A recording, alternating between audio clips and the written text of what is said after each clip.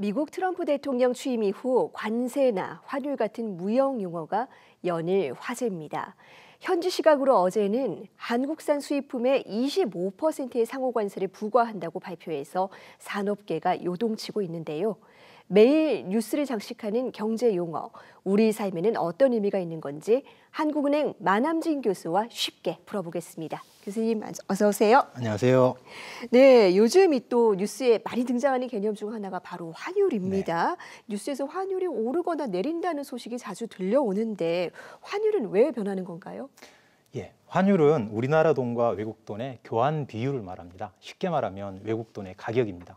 사과를 사려면 우리가 사과 값을 지불해야 되듯이 외국 돈, 예컨대 달러를 사려면 환율에 해당하는 돈, 즉 달러 값을 지불해야 합니다. 환율은 보통 외국 돈 1단위당 우리 돈 얼마로 표시합니다. 1달러당 1,200원처럼 말이죠. 환율은 달러 값이므로 환율이 올라가면 달러가 비싸지고 원화는 싸졌구나. 환율이 내려가면 달러는 싸지고 원화는 비싸졌구나. 이렇게 이해하시면 됩니다. 환율은 상품의 가격과 같은 원리로 움직입니다. 외국 돈을 사고 파는 시장이 외환시장인데요. 수입업체라든가 해외여행을 하려는 우리 국민은 달러가 필요합니다. 이러한 필요가 늘어나면 시장에서 달러를 사려는 수요가 많아지고 달러 값인 환율이 올라갑니다. 반면에 수출을 하고 달러를 받은 기업이나 외국인 관광객들은 우리 돈 원화가 필요할 것입니다. 이들은 달러를 팔아서 우리 돈으로 바꿔야 합니다. 따라서 수출이 늘거나 외국인 관광객이 늘어나면 시장에 달러 공급이 많아져 환율은 내려갑니다. 네, 그렇군요. 그러니까 상품과 마찬가지로 이 돈의 가격도 이 수요나 공급에 의해서 변할 수 있다라는 말씀이신데요. 네, 맞습니다.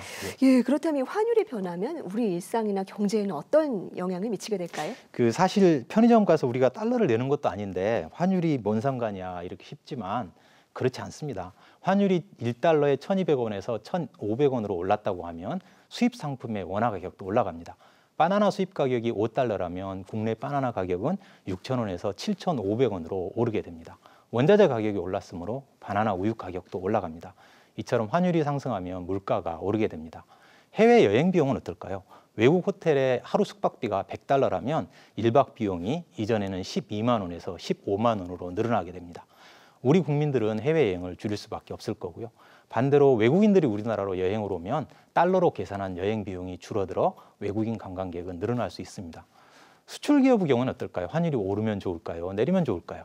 우리나라에서 만드는 자동차가 2,400만 원이라면 환율이 1,200원일 때 수출 가격은 2만 달러입니다.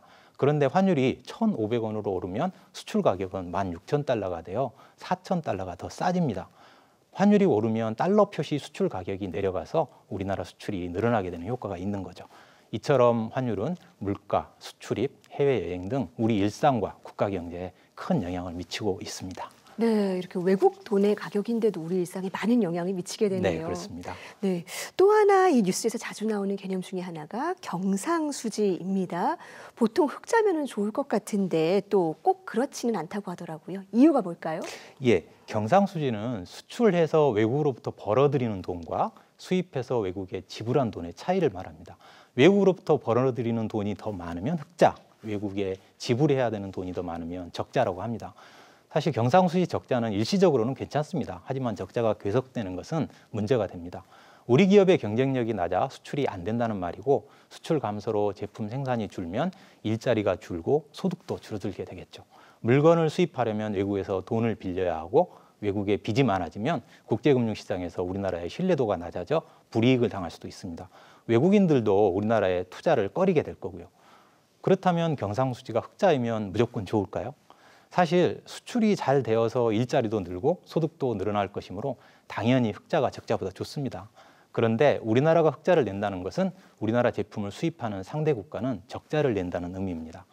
상대 국가가 대규모 적자가 계속되면 우리나라 물건의 수입을 줄이려고 세금을 부과하거나 수입을 제한하는 등 무역 마찰을 일으킬 수 있습니다.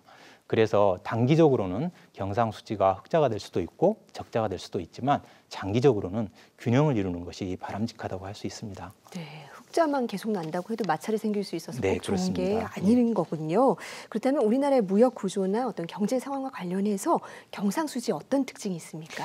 우리나라 경상수지는 1990년대까지는 대체로 적자를 기록하다가 이후에는 흑자를 유지하고 있습니다.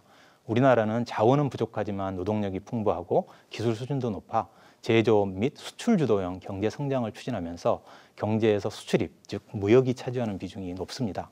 그러다 보니 국제 유가나 원자재 가격이 상승하면 수입 금액이 크게 늘어나 경상수지 적자를 보이기도 했고요. 세계 경제가 안 좋으면 수출이 줄어들어 경제 성장을 둔화시키기도 했습니다. 반대로 세계 경제가 호황을 보이면 수출이 늘어 흑자가 확대되고 경제 성장을 촉진하였습니다. 2000년대 이후로는 반도체, 자동차 등 우리나라의 제조업 경쟁력이 높아지면서 수출이 늘고 경상수지가 흑자를 계속하여 왔습니다. 하지만 앞에서 말씀드렸다시피 경상수지 흑자가 지속되는 것이 무조건 좋은 것만은 아닙니다. 당장 미국은 어제 모든 국가에 대해 전면적인 관세 부과를 발표하면서 우리나라를 포함하여 대미 경상수지 흑자가 큰 나라들에 대해서는 더 높은 관세를 부과했습니다. 수출입 의존도가 높은 상황에서 단기간에 경상수지를 균형으로 맞추려고 하면 경제에 주는 충격이 만만치 않을 것입니다. 그래서 장기적으로는 수출 부문과 내수 부분이 균형 있게 발전하도록 경제 구조를 바꿔가면서 대외 의존도를 낮추고 경상수지도 균형을 이루어가도록 할 필요가 있다고 생각합니다. 네, 방금 관세 문제 언급해 주셨는데요. 네. 정말 산업계 뜨거운 화두 아니겠습니까? 일반적으로 관세가 올라가면 우리 일상에는 어떤 영향을 미치게 될까요? 관세란 외국에서 수입하는 물건에 부과하는 세금을 말합니다. 네. 사실 우리도 관세를 직접 낼 때가 있습니다. 해외 직구를 할 때인데요. 통상 금액이 $150 이상이면 관세를 내야 물건을 받을 수 있습니다. 전자제품이라든가 옷이나 과일 등 외국으로부터 수입하는 물건에 관세를 부과하면 수입업체들은 제품 가격 이외에 관세를 추가로 부담해야 합니다. 이에 따라서 소비자들에게 판매하는 가격도 원래 제품 가격에 관세를 더한 가격이 될 것입니다. 소비자들은 더 비싸게 수입품을 사야 되는 것이죠. 네, 그렇군요.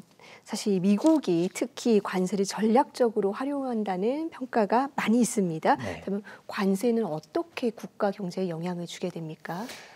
예, 관세는 수입품의 판매 가격을 올려 수입량을 줄임으로써 자국 기업을 보호하기 위해서 부과합니다. 우리나라의 H자동차가 $20,000에 팔리고 있다고 하는데 가정을 하면 미국 정부가 수입 자동차에 25% 관세를 부과하면 H자동차의 미국 판매 가격이 $25,000가 되어 이전에 비해 $5,000가 더 비싸집니다. 미국이 생산하는 G자동차는 H자동차와의 가격 경쟁에서 유리해질 것이고요. 판매량이 늘어날 겁니다. 미국이 수입차에 관세를 부과한 덕분에 G자동차는 생산을 늘릴 것이고 미국 내 일자리 창출, 소득을 증대시키는 효과가 있는 것이죠. 그런데 문제는 관세에는 상대 국가가 있다는 것입니다. 관세 부과로 수출이 감소하고 경상수지가 악화되는 것에 대응하여 상대 국가가 보복 관세를 부과할 수 있습니다. 관세를 부과한 것이 부메랑이 되어 돌아올 수 있는 것이죠. 한편 관세나 보복 관세의 악순환에 빠지게 되면 세계 전체의 무역이 줄어들게 되고 우리나라처럼 대외 의존도가 높은 나라일수록 피해가 클 것입니다. 따라서 미국 정부의 관세 정책에 대해 정부가 적극적으로 대응하여 우리 기업의 피해를 최소화할 필요가 있습니다. 네. 환율이 오르면 왜 물가가 오르고 또 경상수지 흑자가 왜 무역 마찰로 이루어질 수 있는지 살펴봤는데요. 오늘 배워본 이 경제 개념들이 우리 청소년들이 세상을 보는 시야를 넓히는 데에도 도움이 되기를 바랍니다. 교수님 오늘 말씀 잘 들었습니다. 감사합니다. 감사합니다.